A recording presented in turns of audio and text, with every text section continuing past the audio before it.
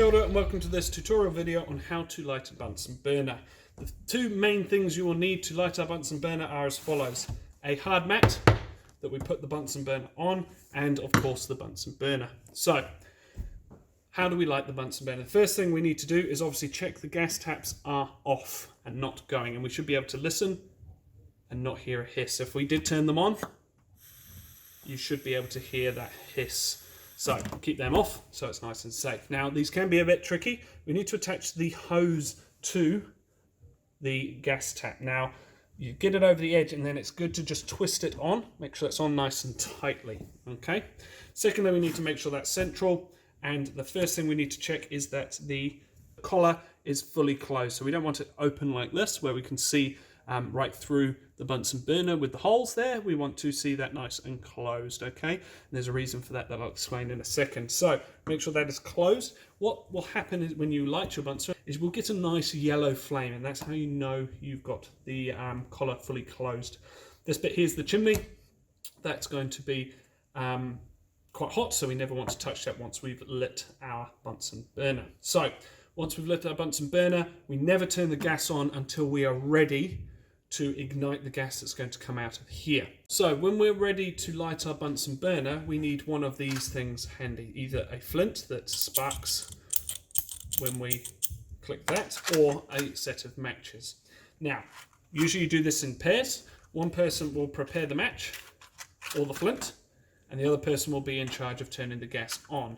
So before you turn the gas on, you must get your flame ready if you're using a match. So we keep our match nice and close, and when we are ready, we tell our partner to turn the gas tap on, wait for the hiss, and we carefully bring the flame there, and we know we've closed the collar fully, so we get a nice yellow flame. Now, to increase the temperature of our Bunsen, we need to ensure that we start opening very slowly the collar, and you might be able to hear, if I go quiet, that roaring. So that is a roaring flame. Now that is extremely hot, so we do not want to touch that at all. The other really important safety feature here is to never ever blow it out like a candle, and also to never leave it unattended, because as you can see in the video, it is quite hard to see. So if we go away, it might blow out, gas might leak into the room. If we've got more Bunsens on, that might ignite and we could have a nasty situation on our hands. We'll also see that just a gust of wind can ignite, can snuff out the flame.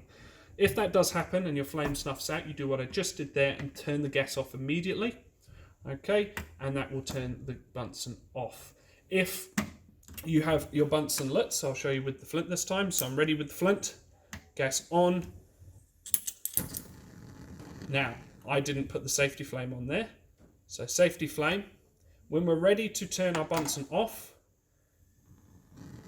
we go from roaring, we've been heating something, we go to safety flame, and we go to here, and we turn off the gas. We make sure we hear no gas coming out, make sure the flame's fully extinguished. If we ever need to move the Bunsen, we move it using the rubber hose, as it doesn't conduct heat, and we just very slowly move the Bunsen to where we want to position the main source of heating. Other than that, safety as always. If we do accidentally burn ourselves because we've grabbed the chimney thinking it's cool, we go straight to the tap, run under cold water, get the attention of the teacher. Any questions? Come and ask me in class. Hope you enjoy lighting some Bunsens.